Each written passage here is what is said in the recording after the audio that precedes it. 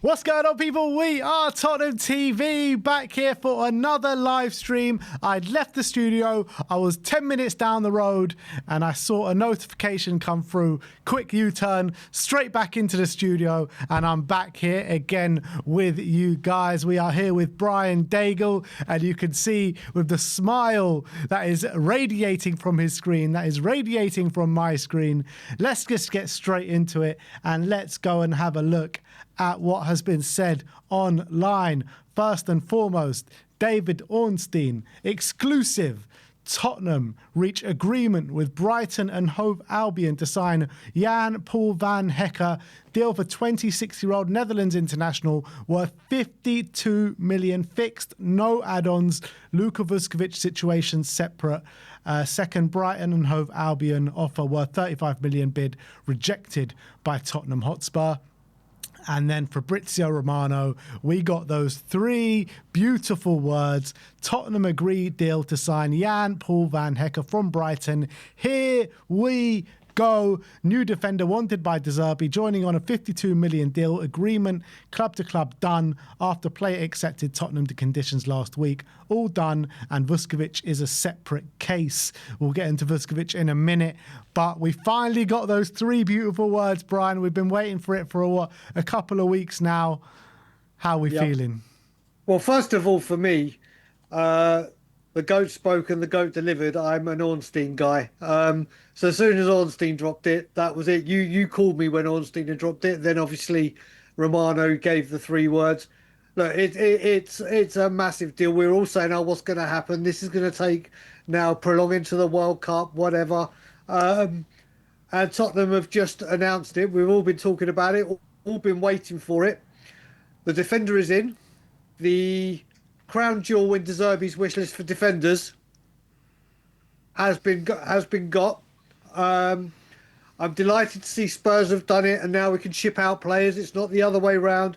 This is a phenomenal signing. We're all talking about Tonali and rumours, and we'll see what happens. Spurs have got their man, or let's say De Zerbi has got his man. Just a wonderful signing. I'm ecstatic, and you need to change that. Does Tottenham High change now to Tottenham Done? On that, that you need to change the interested clubs. It's signed, sealed, delivered. I am not changing it until we see him in a Spurs shirt. I've been burnt too many times by this football club. Once he's in a signed, sealed, when he is signed, sealed and delivered, and he's holding up that shirt, and we see that official announcement on the club website, then we will change it to done. But you know, I think it's a major coup for Tottenham Hotspur. Like you said, he is Roberto De Zerbi's man. Apparently, he sees Roberto De Zerbi as a father figure. He's going back to play for his favoured manager at Tottenham Hotspur. And he's a player that will bring ball-playing ability to that back line. We saw his aggressive nature in the World Cup game for the Netherlands, as we've seen it all season for Brighton. And this is, you know, it's a massive step in the right direction for Tottenham Hotspur in terms of the calibre of player that we're bringing in. You look at it as well, Brighton finished in the European spots in the league. We finished 17th twice in a row. Tottenham are still a Big Six club. We're still able to prize players away from these clubs that have been finishing above us for the last couple of years. And I think it's a statement of intent from Tottenham Hotspur to get this man over the line. Yeah, and I will say for the first time probably in Premier League history, discarding Vuskovic because we don't know what's happening with him yet. But Spurs going back with the starting back four, and we would presume Romero's now got a pathway to leave. Van Hecke and Danso, Van der Ven and Senesi, I don't care what combination of defenders or the two centre-backs we play, when we see the lineup, I'm like, okay, fine, let's go. And I can't remember the last time we said that, because there's always been one that is a drop-off. That is a very strong quartet, each with their own unique, strongest ability. I just think it's brilliant. Defence all locked up. Now we move forward. It is a great deal. We've got two of the best progressive passers, defensive passers in the league. They're Spurs players. We have lacked so much passing ability in the last couple of years. Defensively, that is sorted. There's just no downside to this. And the deal at 52 million last year of his contract, I don't see that being a bad deal at all. Yeah, a lot of people saying, it's an overpayment with a year left on his deal. And you know what? It might be an overpayment, but Brighton always drive a hard bargain, don't they? And I think we could have waited a year and potentially got him to run down his contract to get him for free, but we want him now. We want him for this season coming and shore up that defence with the likes of Cuti Romero leaving the club. And I think it's brilliant that we've got the deal done now. I really do. And, we've all been saying, just pay the money, just pay the money, just pay the money. Spurs have just paid the money, and 52 million, it is a big fee for someone with 1 year left in his deal. But I think it marks a precedent as well in terms of a sell for Cuti Romero, because if we're buying Van Hecke 52 million with a year left in his contract, well, Romero's got 2-3 years left on his contract. So you expect we can get probably more in for Romero than what we paid on Van Hecke. Yeah, I think Romero might be 3 or 4, let alone 2 or 3 with the contract he signed back in the summer. But either way you look at it, we've now got the back 3 in, or the 3 defenders for 52 million. 3 Premier League proven defenders. You can doubt Robertson's 8, whatever, but they've come in. And like I said, you look at it, last year of his contract, this is what the big clubs that we have been, when we say the big 6, they see 52 million on the last year of a contract. They don't care. It's like, we want him at this football club now because we need him of our football club now to develop. Here's the money. I think we get that. We make that back and then some with what he'll bring to the team and the club. Just a great bit of business, in my honest opinion. This is what I have wanted, or we have wanted, for so long, to go out and say, right, this is the fee, bang. Yes, we had 2 bids and it dragged on, but we've got our man. Yeah, we have. And you're looking at Senesi and Van de Ven on one side. You're looking at Van Hecke and Kevin Danso, potentially Luka Vuskovic on the other side.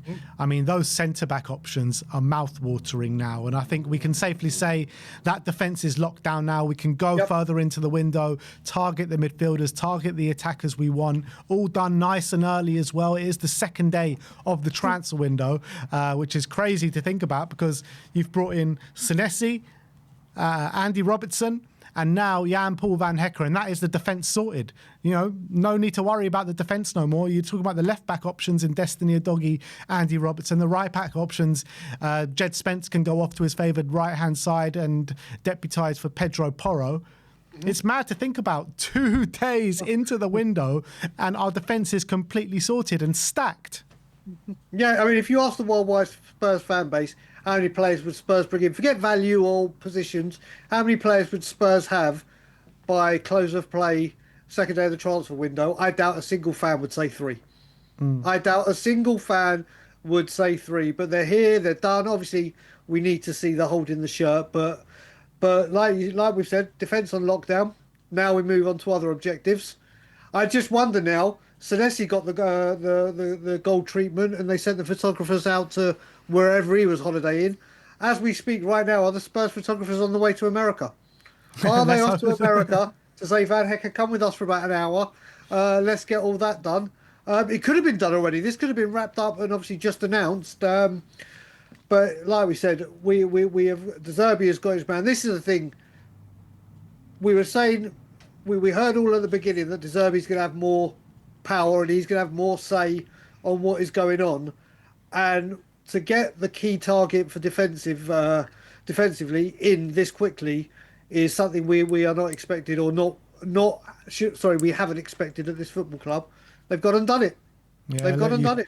You talk about sending a photographer out there. Why send a photographer when he's with Mickey Van de Ven? Can't Mickey Van de Ven be the photographer? Just get whatever phone he's using and go click, exactly. click.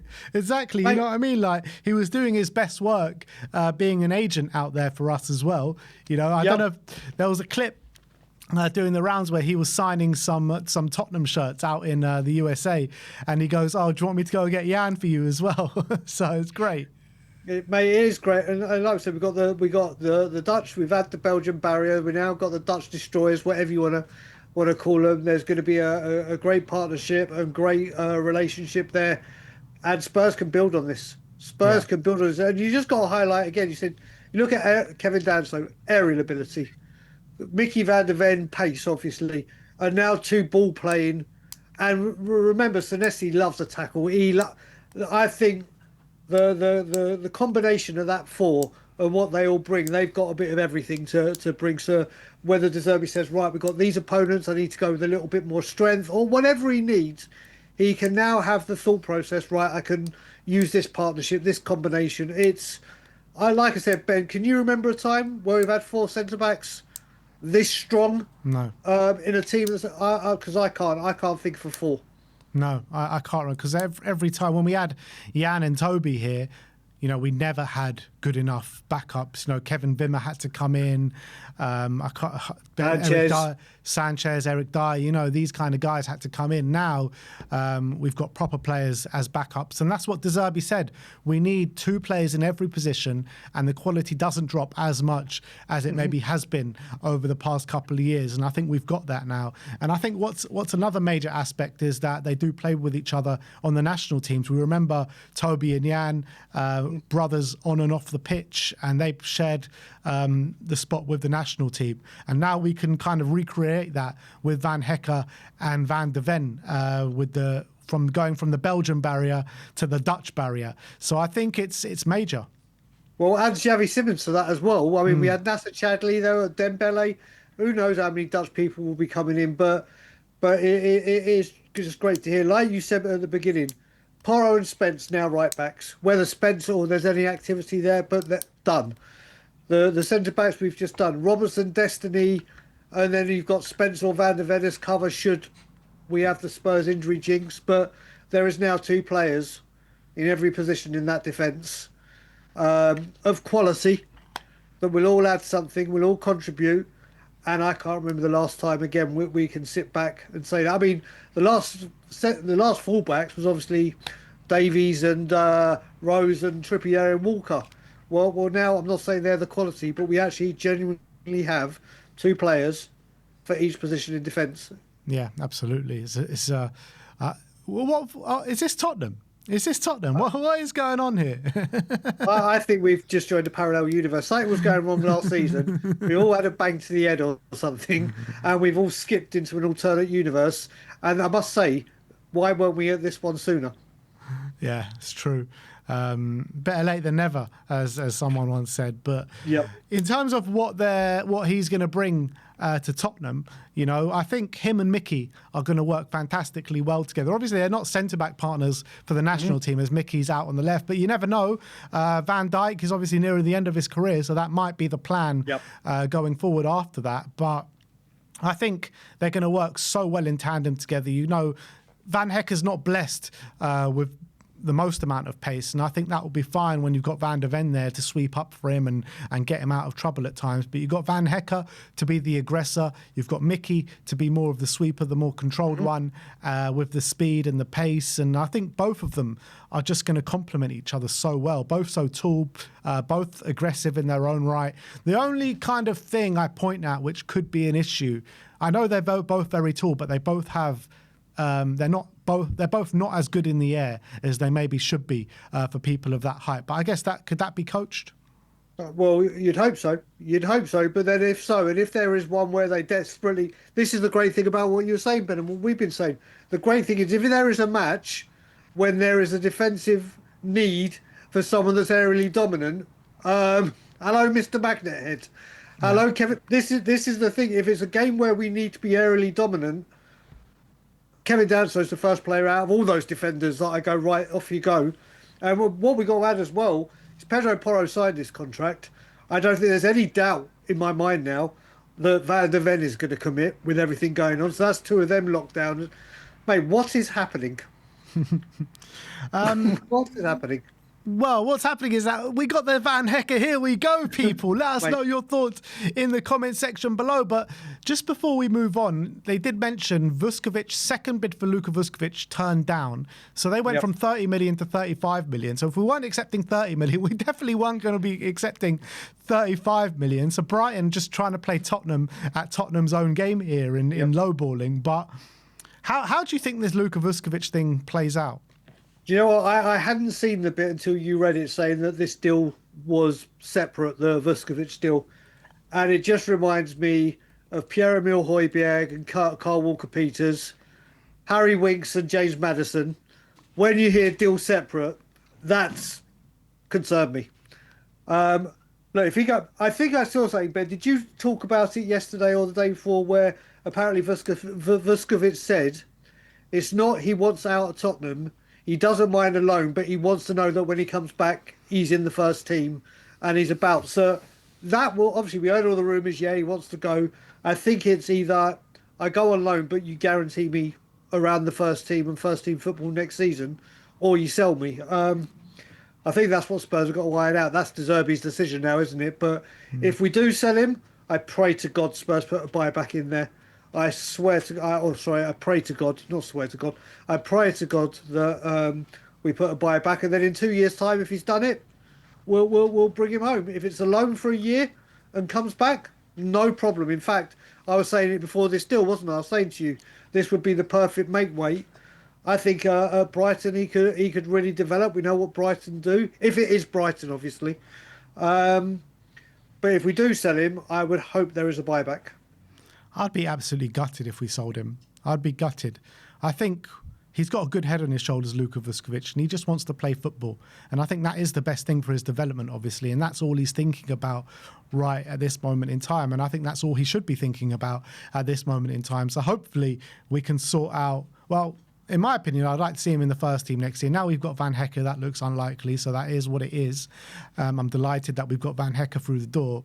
We need to find a loan for him. I think we need to get him to sign a contract, and we need to find a good loan where he can go for 1, maybe even 2 years, play consistent football at a very good level, and then bring him back in a couple of years' time as part of the first team where he's fully developed.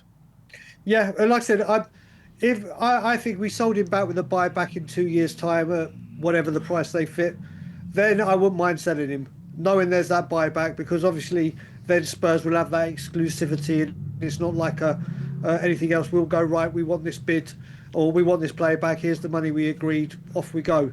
Selling him without it, I think would be a bit of disappointment. Will be a bit of disappointment for me. I think it'll be a bit of disappointment for a lot of Spurs fans, because the hype around this guy, and to see a player move in for that money without even actually playing a competitive game for us would be madness. But we either find him a very good loan, or if we do sell him, buyback for me. And if we don't put the buyback in, we've made a huge error. Yeah, completely agree. But look, fantastic news. Van Hecke will be a Spurs player. 52 great British pounds that has got the deal over the line. Vuskovic, second bid rejected from him, from Brighton. So we'll see how that one progresses. But Van Hecke is over the line, people, and it's a great day. Second day of the window, and Spurs have got their defence locked down. Before we